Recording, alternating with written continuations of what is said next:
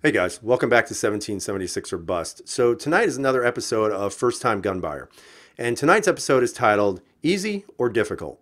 Now that's not about, is a gun easy to shoot or difficult to shoot? Is it easy to maintain or not? What this is really about is something that's a little bit controversial in the gun community, and that's based on modification. Now there are some guns out there that are extremely difficult to modify, whether it's triggers, night sights, grips, you name it. There's just not a lot that you can do on your own without maybe proper gunsmithing.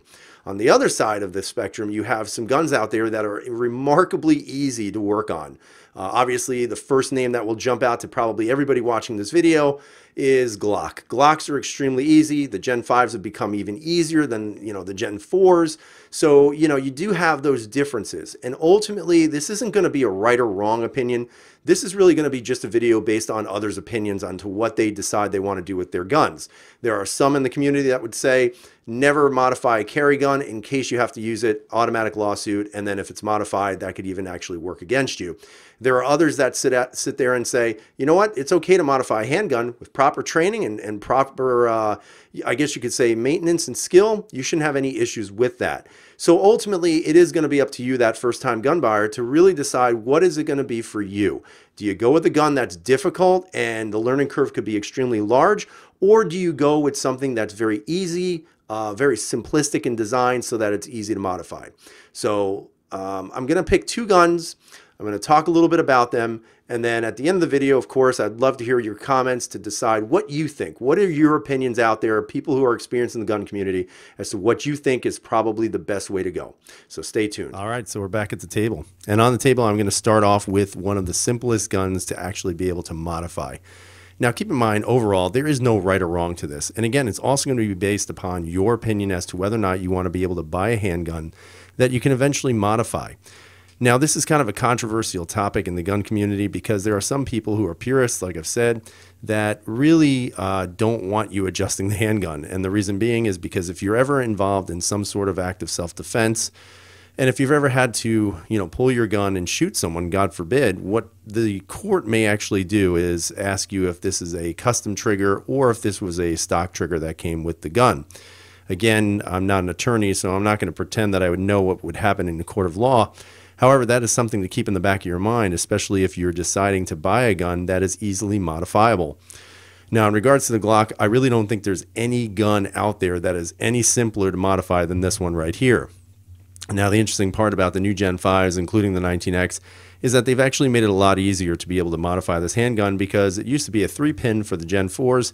Now you only have 2, which is this one here and this one right here. You pop those both out and you can basically remove all the internals on the grip, or excuse me, in the frame. So with that, you'd have to realize that this gun sitting right here is definitely probably the easiest gun to modify on the planet. And it doesn't take much to do, and again, the gun is clear. Okay, so basically what you do to really be able to get into this handgun is very simple. All you're going to be doing is pushing this one out and this one out here, and then you can remove every single thing you see right here in the frame of the handgun.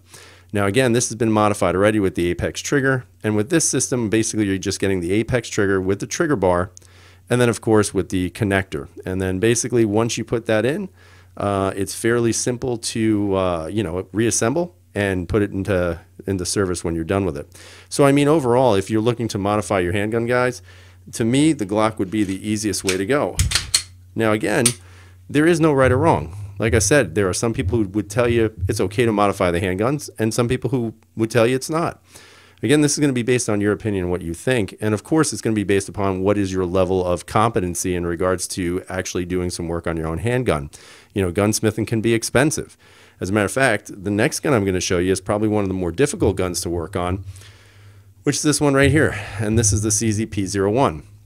Now again, you guys know I absolutely love this handgun. For me, I've only really done one particular thing on this handgun, and that is removing the actual striker spring and the plunger spring as well. And basically what that does is make the gun a little bit smoother in regards to the double and single action.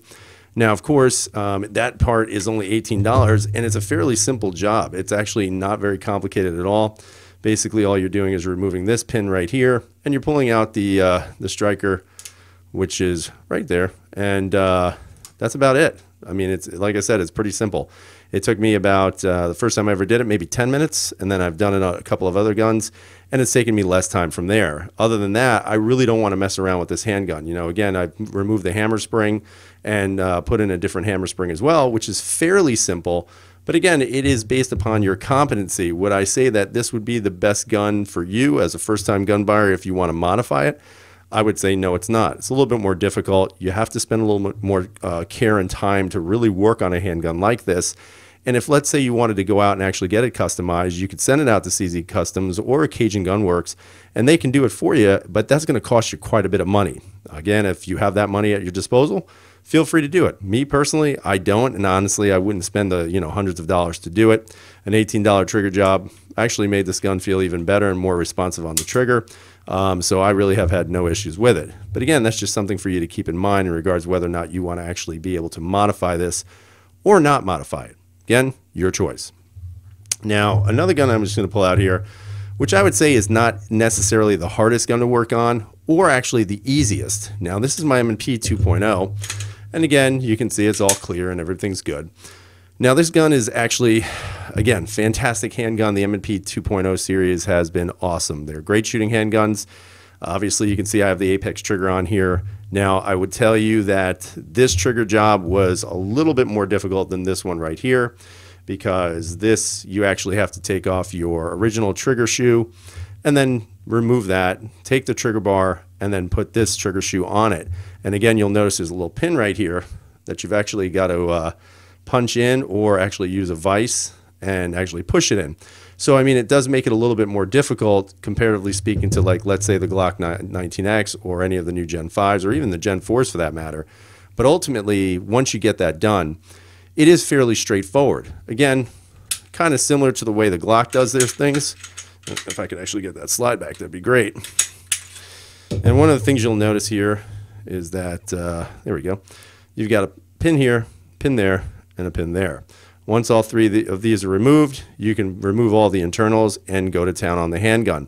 So again, is it more difficult than, let's say, the Glock? I would say it's a little bit more difficult, but not by much. I mean, it doesn't take much to punch these out. However, when you're doing the trigger job on here, it is a little bit more complicated.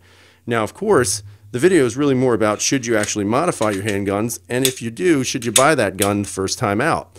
You know, my recommendation is, if you're not going to go out and buy multiple handguns, and this may be your one and only handgun for a while, and you do want to be able to eventually upgrade your triggers and be able to work on them, and especially have a lot of good aftermarket support with these handguns, I don't necessarily think there's anything wrong with going after a handgun that is very easily modifiable.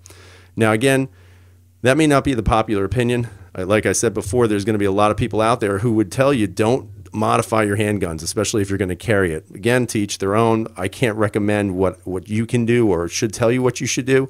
I know obviously you can see mine have been modified, but I feel very confident and comfortable carrying these handguns. Now, does that mean that's for you? Nah, I don't think it is, especially as a first-time gun buyer. What I would do is, if I was you, I would actually go out, buy a gun that you may be able to moderately modify at the beginning. And then when you get more comfortable shooting and you get a little bit more time under your belt, then I would suggest getting a handgun that you can modify a little bit more. Maybe change the weight of the pull, or you can stick with something that's fairly standard to what came out of the box. Again, ultimately, it's going to be your choice and up to you. I'd love to hear what you guys have to say. Leave comments down below. What would be your recommendation? Should a first-time gun buyer go out and buy a gun that's easily modifiable, or a gun that's not? That's the question of the day. So let us know. Tell me what you think. And as always, I hope you guys have a great night. If you haven't subscribed, please subscribe. And again, thumbs up always count, and so do thumbs down. So I always get a laugh when you guys give me those thumbs down. But I hope you guys have a great night. Stay safe. And as always, freedom is never free.